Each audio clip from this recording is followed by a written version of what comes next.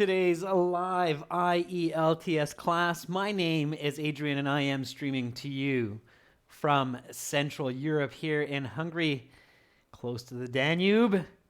I hope everybody has had a fantastic week and is looking forward to a wonderful weekend, Saturday, Sunday. Hi, Banjit da Silva, Kleber Puranje. Good to see students already in class. This lesson is brought to you by aehelp.com for academic IELTS. Again, I like putting this URL up at the top of the board just so you can check it out at any time. And gieltshelp.com for the general version of the test. Today we are looking at a reading passage taken from our academic materials. It is passage 1, test 1, book 1. That's what we will be looking at today. You can download our academic IELTS help app. Just search for that in your Apple App Store or your Google Play Store. Look for our Shield. Our app integrates with our websites for a truly world-class learning experience. If you have questions, send me an email, adrian@aehelp.com. That's my name, at academicenglishhelp.com. And again, you can get our exam books in soft or hard copy from Amazon. Just search for AE Help's Academic IELTS or GE Help's General IELTS in your Amazon website and you will find us there also.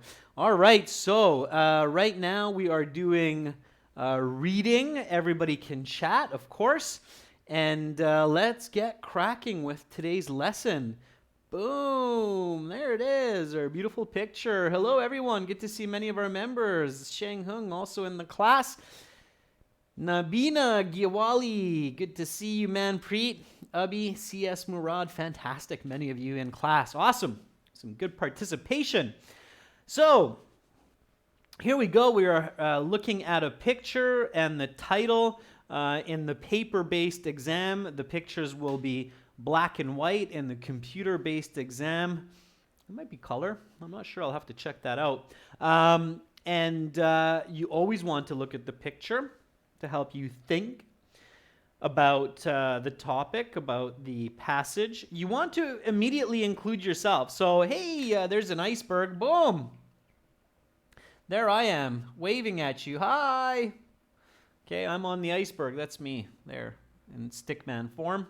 In my other hand, I'm waving. Hi. I'm on the iceberg. Okay, you might think I'm a bit crazy, but not really. I always believe that when students include themselves in information, then that information becomes more valuable, easier to remember, easier to interpret. Okay, so use the picture to remind yourself that you need to visualize and include yourself in the information. Be a part of it.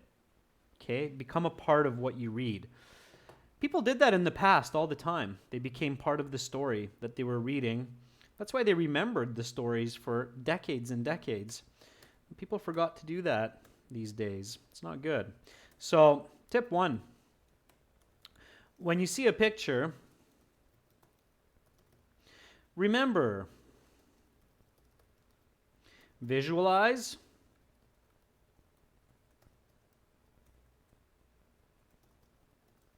and include yourself in the information. Okay, it's really important. All right, now the title, Mountains of Ice. What is that? What are you going to read about? Try to predict the reading. That's what the title is there for. The title is always there, not just on the IELTS, but magazines, books. The title is there so you can get an idea of what you will read. Paranjay says, well, probably we'll be reading about icebergs, okay? So tip number 2, use the title to predict the passage. Ask, what Why, how? Okay, always that critical thinking. So Puranji says, well, this one, probably you're going to be reading about icebergs. Okay. Yeah, different kinds of icebergs. Clever, maybe. Sure. Why? Why would we read about icebergs?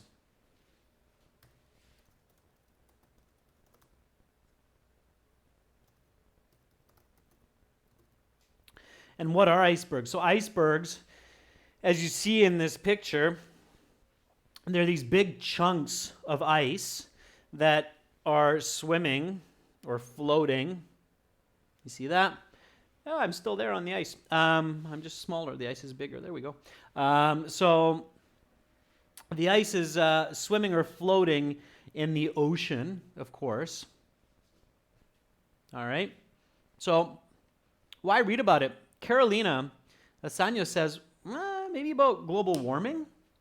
Something to do about that. Amarjit says it's a part of nature. Sure, could be. Could be some other reasons. Why else?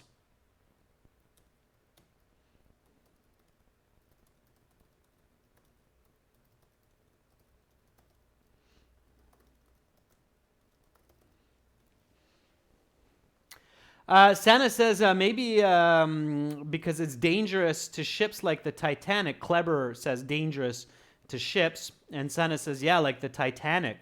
Okay, so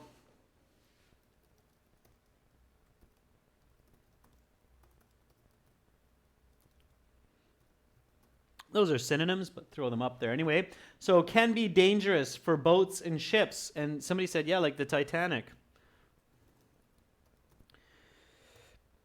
All right. Those are some good ideas. How do they happen?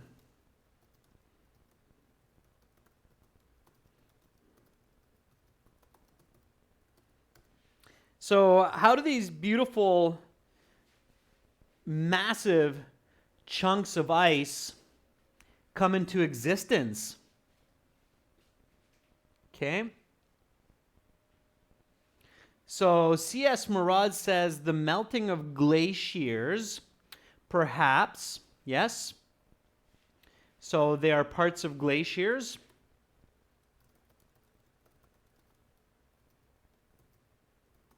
Where? Where are they parts of glaciers? What part of the earth do we find these massive floating chunks of ice?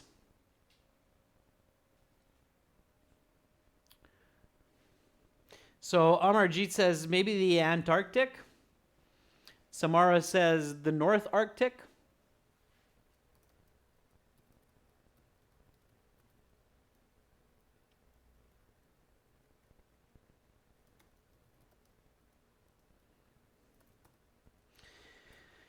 Yep, absolutely. North Pole, right? Sol says around Greenland. Good. Yeah. Nice. If you ever flew over Greenland, you will see that. What a beautiful part of the world. All right, great job, everyone. So that's the kind of thinking you want to induce and you want to produce when you come across a passage like this one. So you look at the picture, you read the title, Mountains of Ice, you visualize yourself, you include yourself in the information, and then you think, okay, well, what is this? Why is this? How is this? And now you have a much better chance to do well on this passage. Next step, look at the questions. Okay. So we look at the questions. We come to the first set of questions, questions 1 to 5. It's yes, no, not given. Do I read these yes, no, not given questions? So, do I read these yes, no, not given questions? The answer, according to J.S. Kiva, Carolina, Puranjay, and Saima, everybody's saying no. No. Okay. Because these types of questions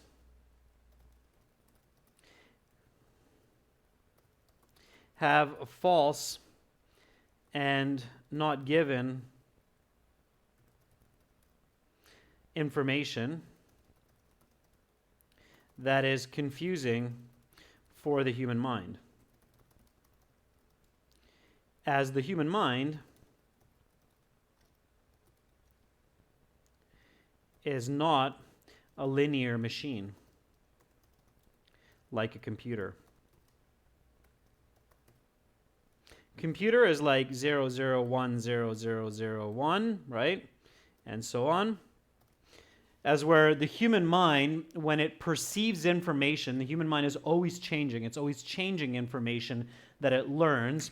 So here's your beautiful brain, okay, with its fissures and elements, okay? And your brain, when it thinks of information, it thinks about it in the form of a web. So you really have to work hard to have it work as a linear machine, okay?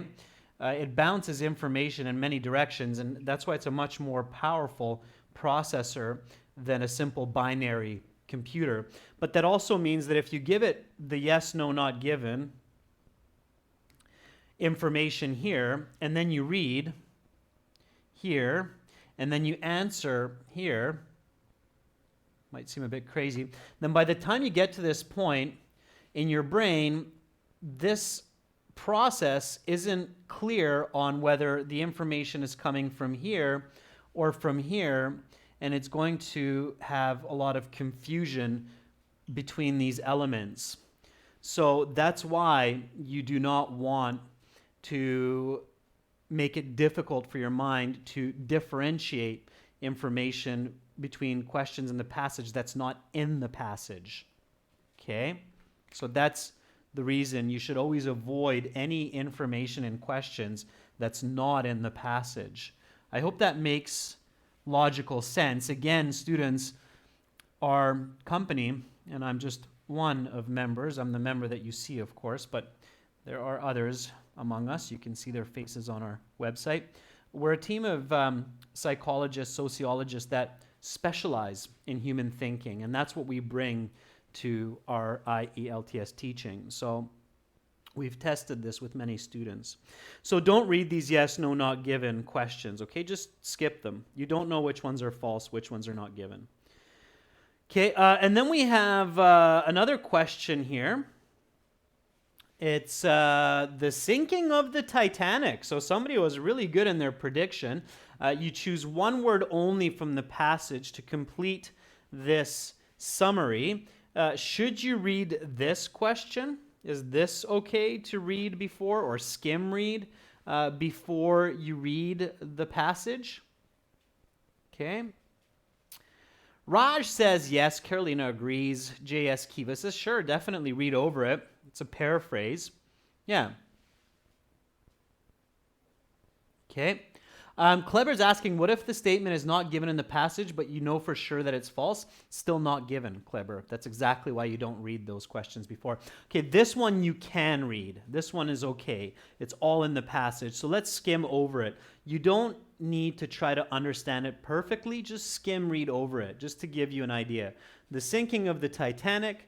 Because there was no international group which monitored icebergs in 1912, it was the responsibility of the something to make sure there were no icebergs in the ship's path. I know I'm going fast, but you don't have time to read these slowly. You just skim over them, get some main ideas. The chief reason the iceberg wasn't detected was the something of the sea that night. Because of this, there were no waves crashing against the iceberg, making it difficult to spot. The captain swerved, but the iceberg scraped the side of the ship, ripping the something of the ship. Things should have been fine nevertheless, but the watertight compartments were poorly designed, and once the water was in a few compartments, it was able to something into all the others. This was a major engineering defect which resulted in the eventual sinking. Okay, so you skim over them. Here we have complete the sentence type question. 2 words, pay attention to the instructions. Again, all of this is in the passage. We skim over it. Okay, now students, I'm presenting for you, but I'm working with you at the same time. So read with me. Okay, read with me. All right? So let's read together. Make sure you read with me. I'm not just reading for you. This isn't a bedtime story. All right, here we go. To avoid a Titanic-like disaster in the future, something formed the International Ice Patrol, IIP. The IIP's goal is to track the relevant data and something of icebergs. The Canadian Space Agency bounces something off the water to measure iceberg movement. This data renders large-scale maritime disasters something. All right, and then the next reading passage. Sure, we got the idea. Let's read together. Let's read and visualize. Okay? So here we're going to do some nice, smooth reading. We're going to picture what we read. The goal is to see the image of what we read.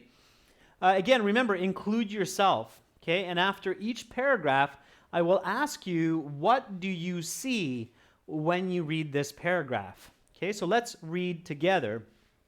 The word iceberg derives from the Dutch word ijsberg, meaning ice mountain. Icebergs are sections of glaciers that have broken off during the warmer summer months and float freely in open water. Icebergs are typically found in open water, predominantly around Greenland and Antarctica. The characteristics of icebergs, their historical impact, and the methods we employ today to monitor them are important topics. Great. What do you see when you read this paragraph? So in your mind, as you read this paragraph, what did you actually see? So give me something that's tangible. Give me something that I can draw. I can't draw what an iceberg is, Kleber. I can't draw how an iceberg is formed. Okay. You can't see an explanation. Okay, that's too conceptual. All right.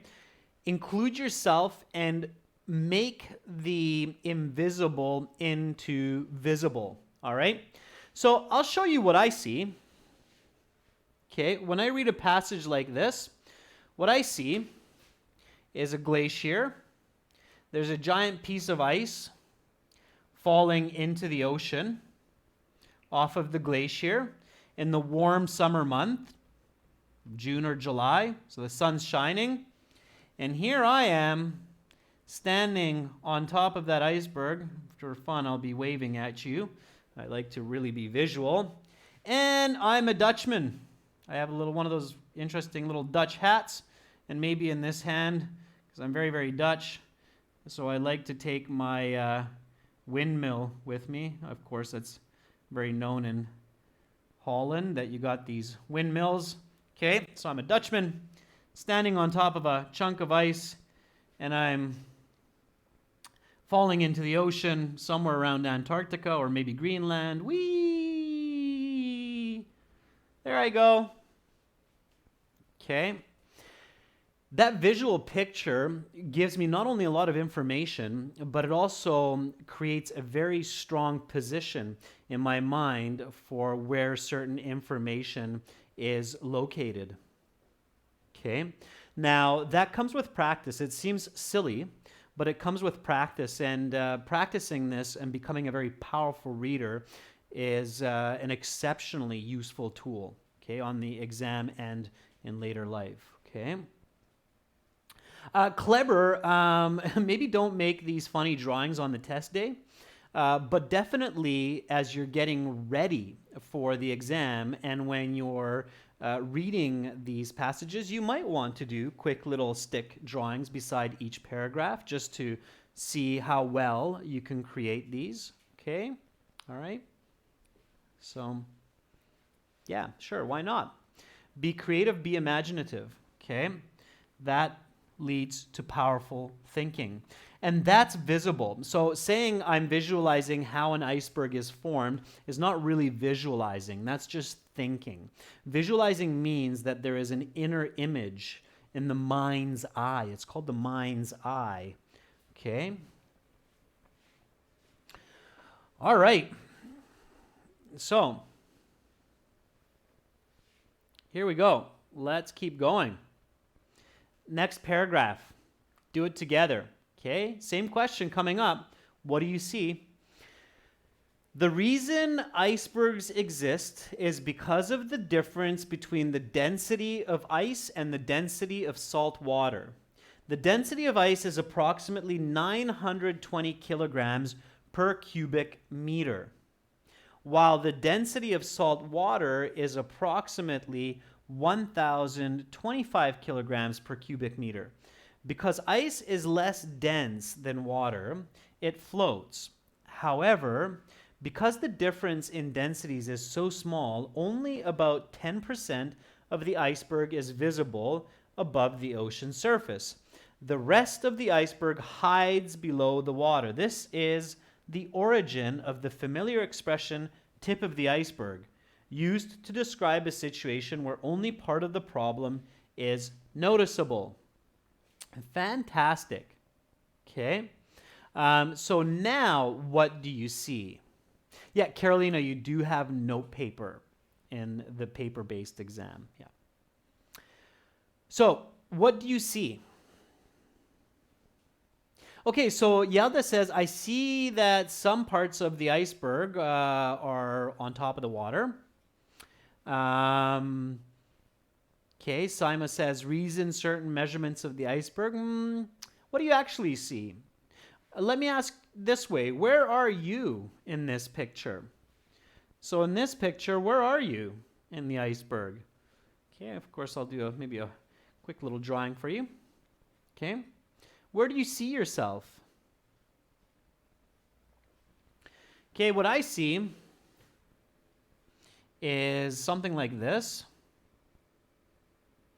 Okay, and again, I'm this stick man. Okay, maybe still that Dutchman, why not? But this time I am scuba diving with a really long snorkel.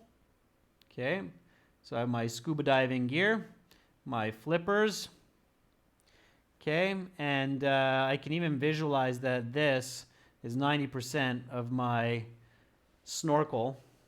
It has to be really long because the iceberg is there, okay? All right, to be perfectly honest with you, I even see a little bird standing there. That's just my crazy mind. Yeah, anyway, I'm that Dutchman, okay, snorkeling underneath there. Oh, there we go. Okay, I can't read the Cyrillic. I really should learn the Cyrillic alphabet. But one of our students from a Slavic part of the world is saying, I'm on a ship alongside. So I'm here. Alongside the iceberg. This is what one student is saying. That's great. Whoa, danger, look out, flag, I give up. Okay. Yeah, that's good. All right, I like it. Yeah, Shanghung says, I'm swimming in the ocean. Okay, good. There you go. Now you're thinking. Fantastic. Okay, that's exactly what you should be doing. Good. You're on a boat. You're looking at the tip of the iceberg. You know that there's a lot hidden underneath. All right, good. You're visualizing. Fantastic. So far, so good. Now you're keeping a mental log, okay, first, second, third, of the information. Bunjit says, I'm scuba diving and exploring the rest of the iceberg. Fantastic. Okay. Here we go. Let's keep going. Icebergs range in height from 1 meter all the way up to over 75 meters above sea level. The height measures the visible portion of the iceberg. The tallest icebergs may have a total height of over 650 meters, including their underwater portion. The largest ever recorded was 168 meters above water, meaning the entire height of this floater was likely greater than 1,500 meters. For reference, that is twice the height of most skyscrapers. Different sized icebergs have different name class. Oh, sorry. Let's stop there. That's the end of the paragraph. Okay. So, shorter paragraph. All right. So, what do you see at the end of this paragraph, talking about the height of these icebergs? What do you actually see with that one? Okay. Jian, you win. Best wishes to you in Vietnam. Raj says comparisons between different icebergs. Carolina says the tallest iceberg. How do you see that, Carolina? So how do you see that tall iceberg? Okay, Clever says, I'm reading the Guinness book with the biggest iceberg ever. Okay, Clever, that's a good visualization. C.S. Murad, very good. Now you're being clever. I am on top of a 168-meter iceberg, enjoying a coffee and maybe the view, right? Very good. I love it. That's how you need to visualize when you read. Train your mind to do it, okay? So this is C.S. Murad says, I'm on this massive iceberg. Maybe there's a frozen skyscraper inside of it, okay? So there's that giant skyscraper frozen inside.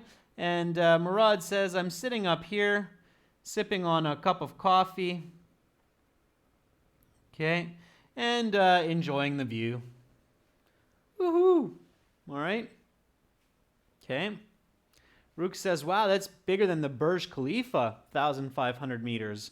Indeed it is. All right. Cool. Right on. Paranjay says, I see a skyscraper and an iceberg side by side. Okay. It's very good. All right. Great. Now you're all visualizing. Now you're doing it right. Now your brain is liking what you're doing. Guess what? When your brain enjoys what it sees, what it learns, it does this. Give me that information. I'm holding it. And when your brain holds information, and guess what? There's a question. Your brain says, oh, no problem. I got it. Okay. So you have to train your brain to grab, hold information. Because we're visual creatures, the best way to do that is to visualize information. And because we're egocentric creatures, it means we love ourselves. We love to be included in the information. Okay, here we go. Let's keep reading. Different sized icebergs have different name classifications. The smallest icebergs are called brash ice. The next category up in size is called growlers. And the ones after that are called bergy bits. For whatever reason, after those three classes, the people in charge of naming the icebergs got a little less creative. The next class simply ranged from small to very large icebergs. Icebergs can be massive objects. Very large icebergs can weigh more than 200,000 tons. The largest iceberg ever recorded was over 30,000 square kilometers in area. Again, for reference, that is approximately the size of the country of Belgium. Okay. Ooh, ha, wow. All right. Definitely visualizing there. This is what I see. You can tell me what you see. Let's see if we match up. So I see little different pieces of ice. Okay. And then I see one in the distance that's literally the size of a country with a flag on it. Okay. And maybe I'm standing on this one and I'm looking at that big one with some binoculars. Okay. Ooh-wee. Look at the size of that iceberg. I want that one. Put my flag on it, on my own country, at least until it melts, right? But you'll have a country for a while. I'm sure it'll take a while for it to melt. All right. Cool. There we go. So that's what I'm visualizing. Hadi Ipek, I love it. You're very similar to what I just said. So Hadi says, I live on an iceberg country. Maybe it's your country, right? All right. Cool. Right on. You're getting the hang of it. And then you're classifying those by names, right? All right. So let's keep going. The most famous iceberg in history is undoubtedly the one which eventually sunk the English ship Titanic off the coast of Newfoundland in 1912. At that point in time, there was no central group which monitored iceberg activity.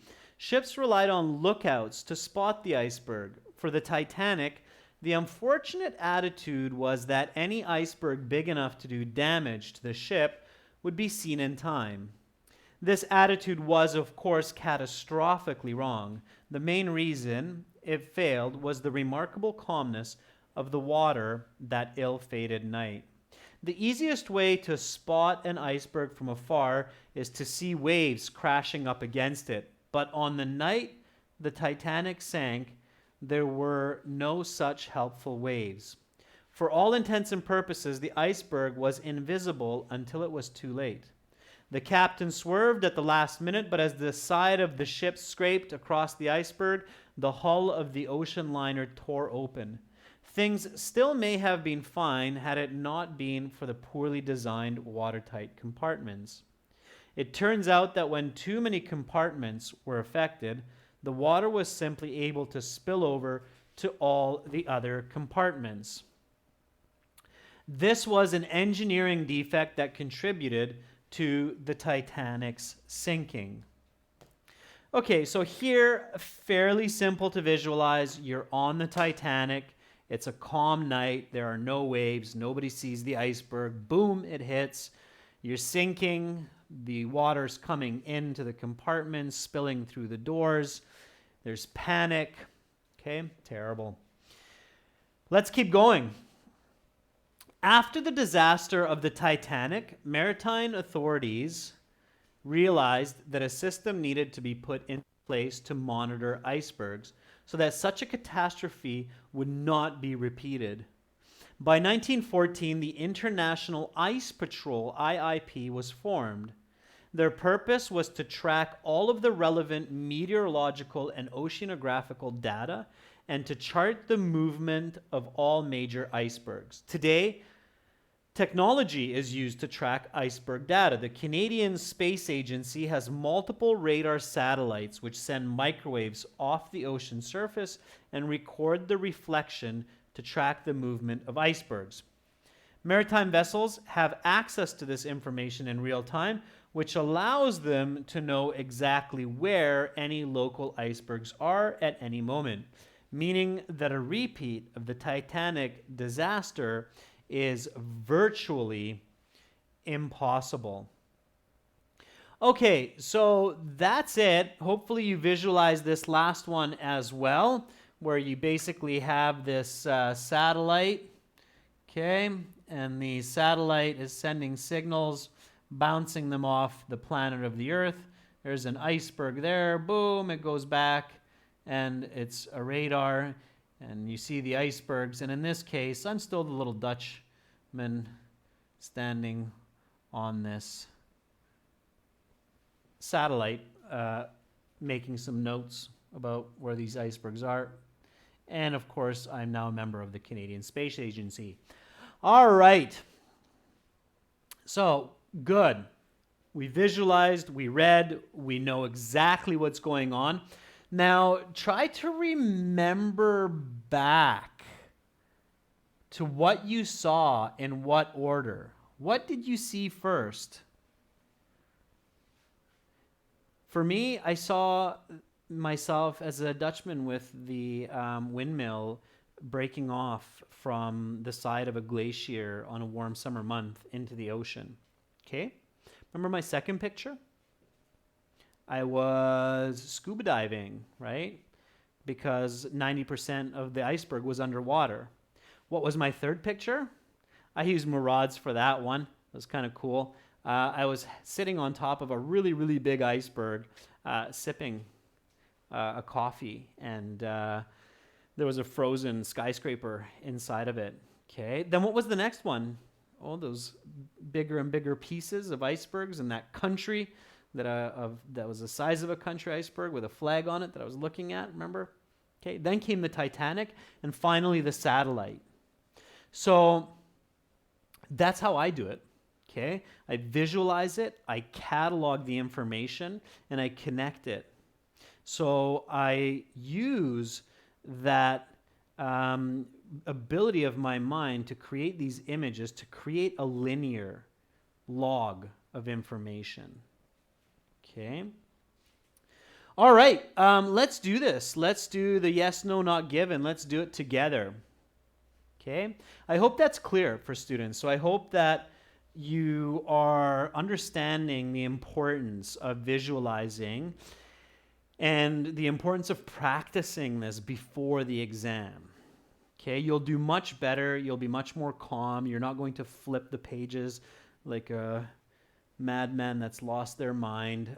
You'll be much more confident in your answers as well, even if you do not understand every word in the passage. It's okay. You don't have to understand every word. You just have to get the main ideas. Okay? Carolina, I'm glad that that's clear. Zarina, I love your visualization. You're in a parachute looking at the Titanic. Okay, let's do the yes, no, not given. These questions, they seem scary. They're not. I'll show you how to do them.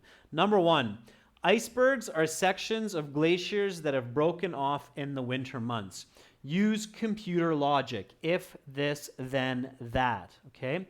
First question, is it important to know, okay, so is it important to know how icebergs are formed? For this passage.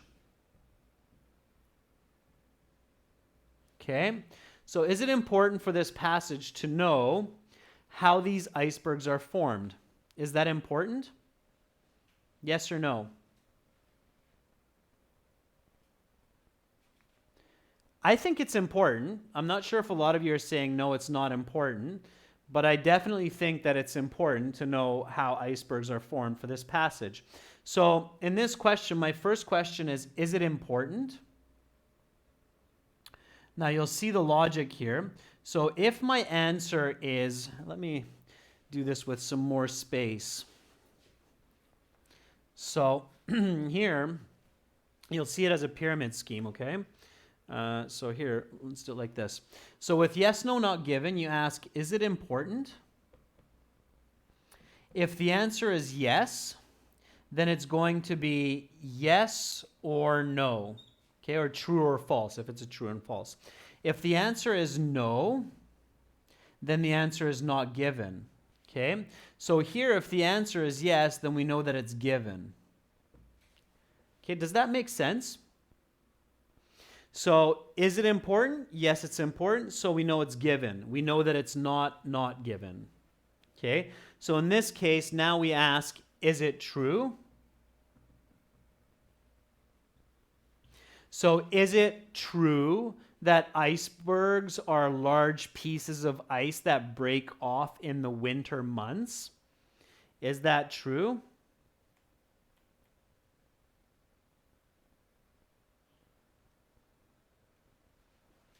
No. Right? So, no, it's not. Now, this is a yes, no, not given. It's not true, false, not given, so be careful. So the answer here is no. Okay? That's the logic. All right? So that's the tree of logic for these yes, no, not given questions, and for most of them, you should not be skim reading or searching the passage, because you cannot skim read or search for not given. Okay? So my answer to the first one is no. Let's go to the next one, use the same logic. Icebergs exist because of the different densities of ice and salt water. Is it important to know why icebergs exist? Kleber says yes. So it's given. Is it true that icebergs exist because of different densities of ice and salt water? So is it true that that's why they exist? Yes. Therefore, the answer is yes. 90% of the iceberg is hidden below the water. For the topic of icebergs, is it important to know how much of an iceberg is hidden below the water? Yes. Is it true that 90% of an iceberg is hidden below the water? Yes. Bonus question. What kind of paraphrasing is this statement to the passage? Let's see if some of our students can figure that one out. So, bonus question number 3. What type of paraphrasing is this statement in connection to the passage? So Saul says it's the reverse paraphrasing. Saul, very good. Yeah, it's an antonym type paraphrasing. Saul gets my double super thumbs up. It's an antonym type inverse paraphrasing. Yeah.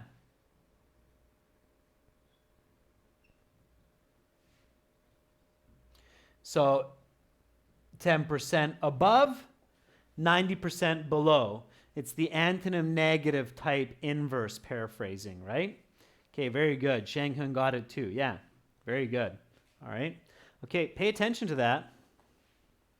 Students, pay attention to that. Okay.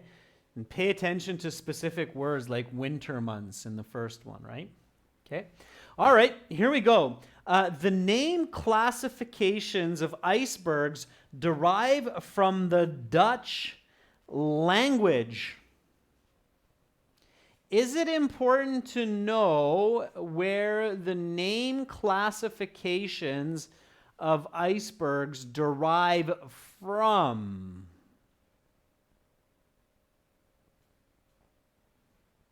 No, it's not. Okay. So this one is not given. Now, here for this number 4, okay, is where visualization can really help me. Which paragraph did I visualize myself? I mean, okay, I was joking with you a bit, so I visualized myself as the Dutchman on most paragraphs. But which paragraph did I actually see myself as the Dutchman? So where did I actually see myself as the Dutchman going wee off the side of a glacier? First paragraph, second paragraph, third paragraph. C.S. Mraz says the first paragraph. Very good. Okay, which paragraph was dealing with name classifications? So the first paragraph, I visualized myself as a Dutch person. Which paragraph was actually dealing with name classifications? Yeah, so you're saying third, right? It was the third. Remember that? Okay. So in the first one, I was going we. The second one, I was scuba diving underwater. And it was the third one, right? Actually, the fourth one. Sorry. Fourth one. Fourth. The third one, I was sitting on top of the really tall iceberg, I believe. And it was the fourth one where I was actually looking at the iceberg the size of a country. That's right, Shanghung. Very good, Carolina. It was the fourth one. The third one, I was having a coffee on top of the iceberg, right? So it was the fourth one. So if I visualized well, I know that this was not in this paragraph, right? So I know that it's not given. Okay. All right. Some icebergs can be the size of a country. Is it important to know how big or how small icebergs can be for number 5? Is that important? Yes, it's important. Yes, JS Kiva. Yes, Tuvu. Absolutely. Okay. Is it true that they can be the size of a country? Absolutely. I mean, we really saw that clearly, right? So the size of Belgium, not just any country, but a large country.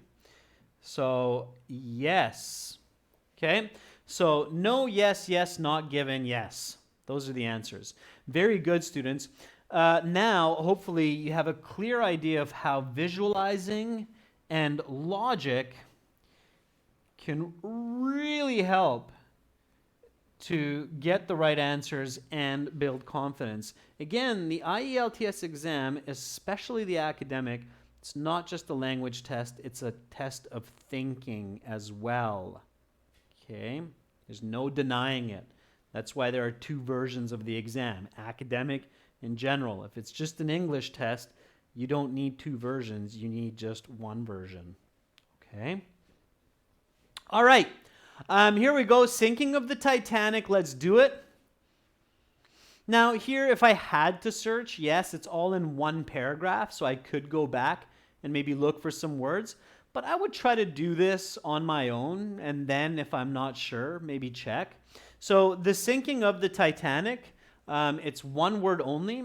Because there was no international group which monitored icebergs in 1912, it was the sole responsibility of the WHO.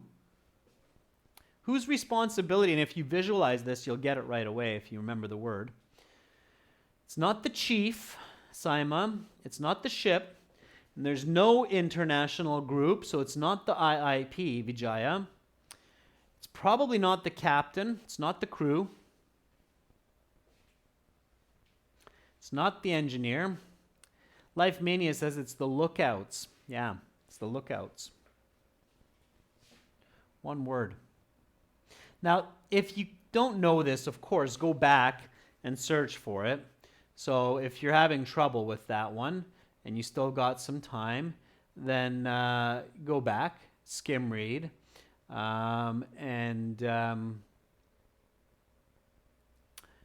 you might find it. Okay, so there was no central group. So here's your no central group. So no international group.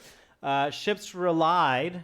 So relied means the responsibility of the lookouts to spot the iceberg. So there you go. The lookout, if that's new for you, the lookout is basically when you have a ship, the easiest way to think about it is a pirate ship. Okay. So you have your pirate ship, and on top of the pirate ship, there's, I believe it's called the crow's nest, okay, at the top. And the crow's nest is the person who is looking to see, okay, so maybe you got the skull and the crossbones. It's a pirate ship, so that's your lookout. The lookout is the one that's at the very top of the mast, sitting there looking at the ocean to spot land, rocks, any kind of danger, large trees in the water. Okay, that's the lookout. Why? Because they're looking out. Okay, so lookout. All right, let's keep going. The chief reason the iceberg wasn't detected was the something of the sea that night. What was the sea that night? So what was it? Very good, Paranjay. The calmness. Yeah, calmness of the sea that night. Okay, calm. It's not enough. It's the calmness of the sea, okay? Because calmness is the noun, okay? The calmness. Because of this, there were no waves crashing against the iceberg, making it difficult to spot. The captain swerved, but the iceberg scraped the side of the ship, ripping the something of the ship. So the iceberg hits the ship, and it rips what part of the ship? Shakrani, good luck on your exam. Very good, Paranjay. Yeah, it's the hull. It's the hull of the ship. The hull is the main body of the ship. Okay, that's the hull of the ship. So when you have a boat, this part of the boat is the hull. It's not a hall. It's not H-A-L-L. It's H-U-L-L. Okay? But you can think about it like a hallway because inside it's like a long corridor, right? So it's hull of the ship. Okay? All right. So, again, if you're having trouble, you might look for it. So look for synonyms. It's all in this last paragraph. So the captain swerved at the last minute, but as the side of the ship scraped across the iceberg, the hull of the ocean liner tore open. Okay? So there it is. The hull of the ocean liner tore open. All right.